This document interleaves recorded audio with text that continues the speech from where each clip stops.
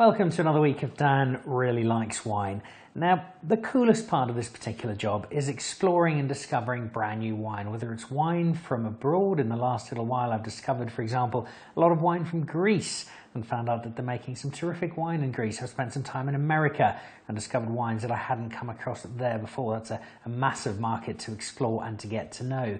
But I also still find wines, wine labels, wine estates that I've just never heard of here in South Africa. And I'm in the industry, I drink a lot of wine, I meet a lot of people, and there's still wines that pop up that I've never come across before. And what I've got this week are 4 different wines that might be as unfamiliar to you as they were to me when I first encountered them recently. 3 of them are very small and very particular winemakers who are doing some very cool stuff, and the 4th is as much about the grape as it is about the estate. We'll get to that one in a moment. We start though with a wine that might have the single coolest story we've ever had on Dan Really Likes Wine. Now you might have spotted this at Woolworths and wondered what on earth it is, because that's exactly how I discovered it. It's a wine called Casting for Chris and Becoming Paul. And at first glance, the bottle suggests that you've probably got some bubbles of unknown origin. Well, you'd be right about the unknown origin if you didn't know where they were from. You're wrong about the bubbles, though. This is actually a 100% Chenin Blanc. And the story of the name is really, really cool. So Peter Walser is the man behind this wine. He is mad about what he does. He travelled in the last year 13,000 kilometres, went to over 60 different vineyards, collecting grapes and sourcing grapes to make the different wines that he did from a whole variety of grapes. So his cellar is outside of Somerset West. Blank Bottle is the label. And he was at his cellar and he spotted a whole pile of people looking very industrious and queuing up for something. And he went to find out what was going on, and it turned out they were looking for a farm on which to set a film about wine that they wanted to make. And they wanted to make a film about pinotage. And he thought, well, this sounds really cool. I'd love to get involved, but I'd like to have a look at the script first. And having had a look at it, had a look at the story, and thinking about how Chenin Blanc was the wine that was really de rigueur at the time, old vines coming in, people making great Chenin Blanc, he took the script home with him after speaking to the filmmakers and changed it around so that it became a film about Chenin Blanc instead of pinotage. But he went one step further. He said, you can film it at my wine farm. I'm quite happy for you to do that. However, I would like to cast for one of the characters. No, you don't have to include me in the film. I'd just like to give it a go, see what it's like, bucket list stuff. So he duly went and cast for Chris, the lead actor, the owner of the estate, and discovered that acting's not quite that easy. But a few weeks later, having not got the part, understandably, they gave him a call and asked him if he'd play a smaller role, the role of Paul, who buys the wine in the end. So he casted for Chris, but became Paul instead.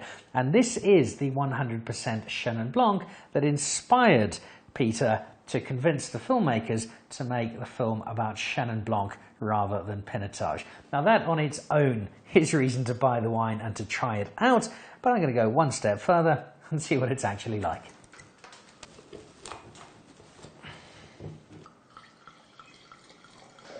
Peter does everything himself here. He makes the labels himself, he seals the bottles. The wax always looks good. It's not always the most practical when opening wine, but it's got a romantic touch. And he makes the wine as well. And this has got a rich golden hue to it. The Chenin Blanc that inspired a movie.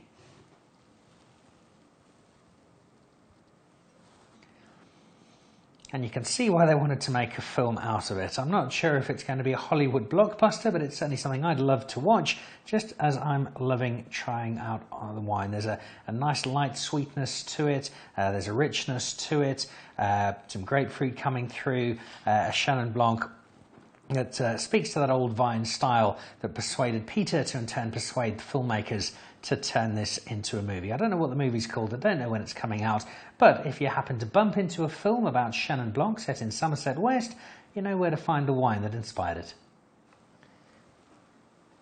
Then on to someone I've never met but have interacted with Facebook. A guy called Craig Sheard got hold of me and said he had some fun wine that he was making using some novel methods, and would I like to try some?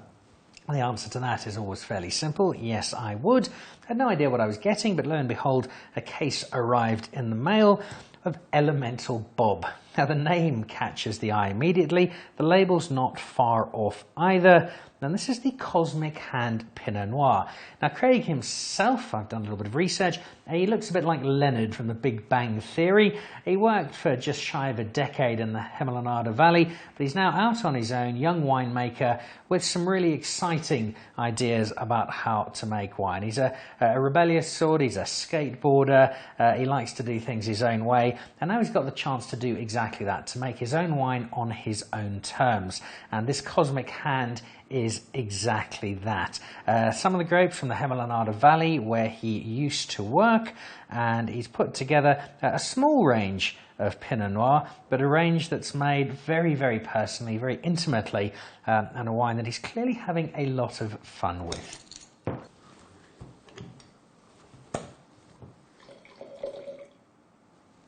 So where does Elemental Bob come from? Bob is an old nickname, still sticks in the family from his days studying agriculture, and elemental, the elements. The wine made in as simple a process as possible, wild fermentation, as little intervention as Craig can manage. It's a very down-to-earth wine, and this is the Pinot Noir that he's created.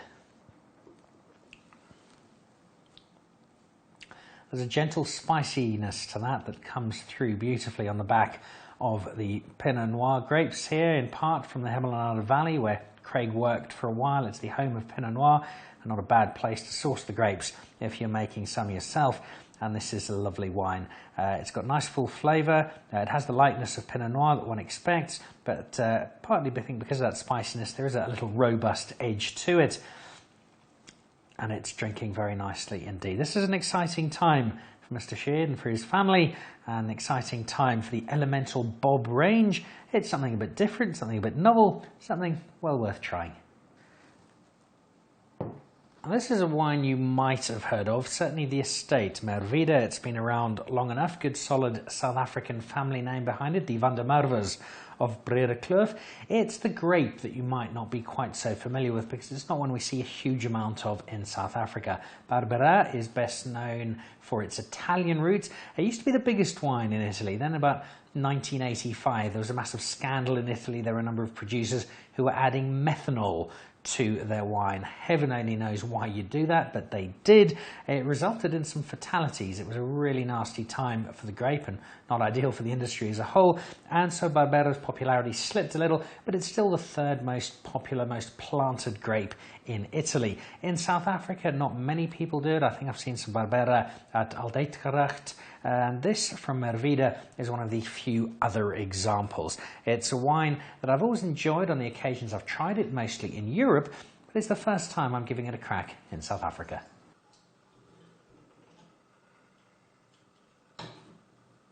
The Merwida name comes from the family ancestors. You can trace their roots back to the Netherlands, where they had a castle, as one does, on the Merwida River in what we now know as Holland, and so the estate Merwida here in South Africa. The wine, the Barbera, is known for a couple of things as a grape as a whole. It's known for usually being intensely dark, and you can see this has a very dark colour to it indeed, but slightly counterintuitively, it's a very light wine despite the dark colour, and that's what makes it such an alluring prospect.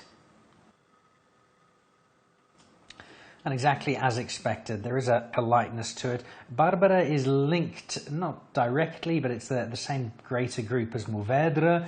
So if you can imagine Mourvèdre feel, it's not dissimilar to what you're getting here. There's a slight sharpness to it, a slightly acidic wine, but off a nice base and some nice rich blackcurrant style fruit.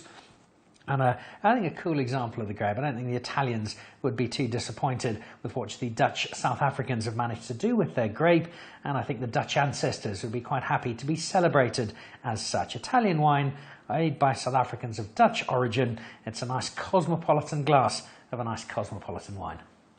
And then to wrap up, wine from Franschhoek. And this is not the Amistad label, that's the name of the wine. It's actually the Black Elephant Vintners. who are three guys who are having a great deal of fun playing around with wine, but taking what they do quite seriously in as much as they are enjoying the process. One of them is Raymond and Glovu. Raymond by day is in the world of finance, but by night he's a wine enthusiast. He's one of the trustees at the Cape Wine Auction, which is how I know him. And I also know Jacques, who makes the wine. I bumped into him at Haute Espoir, Rob Armstrong's spot in Franschhoek, because that is where a lot of the wine is made. And they very kindly sent some my way. Black Elephant, again, like a couple of our others, has a cool and catchy name. These guys source their grapes from different parts of the world. In this case, the pinotage, which is what this Amistad is, comes from Wellington and Stellenbosch, if I'm not mistaken, made in Franschhoek. So it's spread out across the Western Cape, and I suspect to good effect. Two things really demand attention. The label, which is minimalist. The clasped hands. There's a lovely little story on the label about friendship, and it's three great friends who are making this wine together. But also the colour. This is a particularly dark and rich looking wine. Not unusual for pinotage, but it certainly is lovely to look at, and it just does scream out, "Please drink me," so I will. Colour's rich, the wine is as well. Those dark fruits, the rich cherry, with a bit of smokiness to it, slightly toasty feeling. The grapes from two different parts of the world have come together very nicely indeed. And that's a lovely pinotage. A little bit of earthiness to it, which is not always my favourite attribute, but in the context of the greater wine, it's perfectly pleasant, and it's a wine I thoroughly like. That's the Amistad pinotage from the Black Elephant Vintners, and these are just a few examples of so many wine estates, winemakers, little collectives and cooperatives that are popping up all over South Africa. Guys like Die Kleine Wyn Coop are just having fun with wine and producing some really cool stuff. So whether it's possibly the greatest film-related wine story since Sideways, or it is the work of Elemental Bob, or it is a grape that you haven't really discovered much before, or it's some mates in Franschhoek putting together some really nice wine. There is so much to explore in South Africa. We sometimes fall into a comfort zone. We continue to drink those wines that we know deliver, and there's no fault with that at all. But now and again, break free. Try something new, try something different, try something totally unexpected. There's a pretty good chance you'll be very pleasantly surprised. Cheers.